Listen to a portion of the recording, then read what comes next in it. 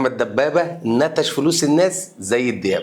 تعالوا احكي لكم قصه احمد. احمد شاب في العشرينات، كان مجنن اهله وعامل لهم مشاكل كتير، فوالده قرر يشتري دماغه ويفتح لاحمد مشروع ممكن ربنا يهديه، يترحم من زن احمد ويبلي الناس باحمد. المشروع بتاعه كان عباره عن محل اكسسوارات، هيبقى فيه تليفونات مستعمله، اكسسوارات موبايلات، والمحل بتاعه كان جوه البيت عندهم، فمش هيبقى عنده كوست، مش هيبقى عنده مشاكل في ايجارات او تشغيل. هو اهله هيصرفوا على كل شيء، هو بس كل اللي يعمله يشتغل ويرحمهم من الزن بتاعه. كل اللي كانوا محتاجينه اهله منه ان هو بس يركز في الشغل، هم هيوفروا له الفلوس والمحل والبضاعه، اهم حاجه يشتغل ويكسب ويرحمهم من مشاكل. احمد اتبسط بقى من الفكره، قال لك خلاص انا كده بقى عندي محل، هيبقى عندي بيزنس سنه صغير، قال لك هعمل فلوس وهبقى تاجر كبير وهبقى بص 100 100، مش عايز احسن من كده. احمد فعلا ركز في المحل، بدا يشتغل، بدا يجيب بضاعه كويسه، اسم عيلته كان معروف في المنطقه، فبدا يساعده للتسويق للمحل بتاعه،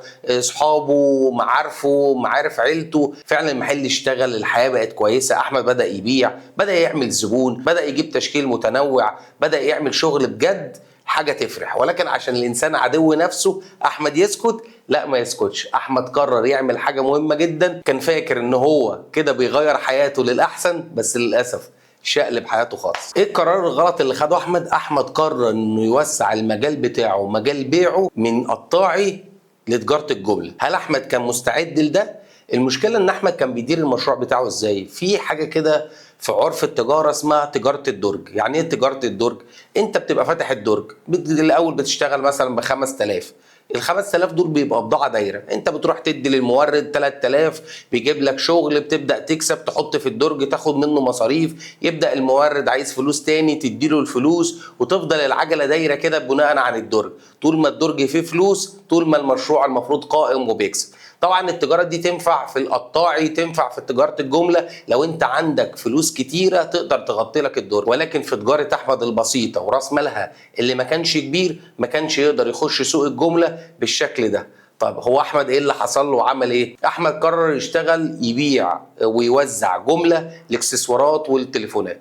احمد بدا يروح للمعارف، الناس الكبيره، عايز يفتح شغل معاهم، ياخد من موردين. طبعا ما حدش عشان ملوش اسم في سوق الجمله ما حدش رضي يديله بضاعه. احمد بدا يفكر انا كده عندي مشكله وانا عايز اكبر وعايز حلمي كمان يكبر معايا. احمد قرر يعمل حاجه وهي كانت خطيره جدا، ممكن ناس تعملها وتنجح، ولكن للاسف طول ما انت مش محترف في الاداره ومش عارف تعمل بيزنس بشكل احترافي لازم تخسر، لازم تخسر. احمد قرر ياخد فلوس من الناس اللي حواليه يشغلها لهم، وهنا كانت المشكله.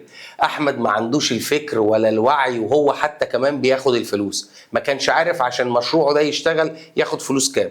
احمد بدا يعمل ويشتغل بنفس الفكر اللي بيعملوه اغلب الناس في الحته دي. هو ايه؟ كل شويه يقعد جنب واحد يقعد يقنعه قد ايه بيكسب وقد ايه بيربح، وتعالى شغل لك فلوسك هيبقى معاك فلوس احسن.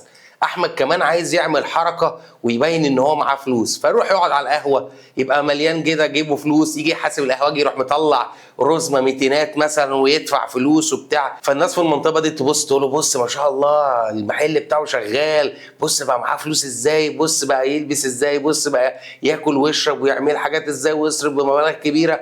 بدأ هنا الناس كلها تطمع ان احمد فعلا تجارته بتكسب وشغاله جامد جدا، يلا بينا نحط فلوسنا مع احمد.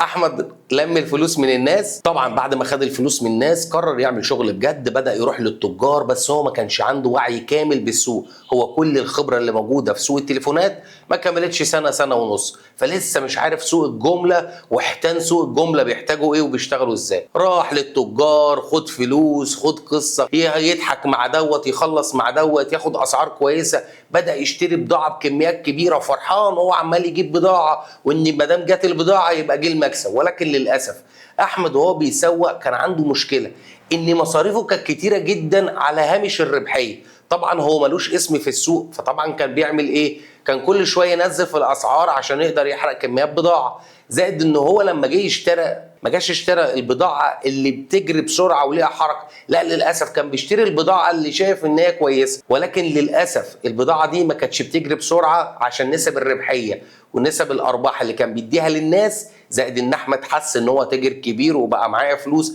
مصاريفه زادت جدا ولسه شغال بنظريه الدرج، طول ما يفتح الدرج يلاقي فلوس كتير يصرف ويدلع نفسه ويعيش حياته.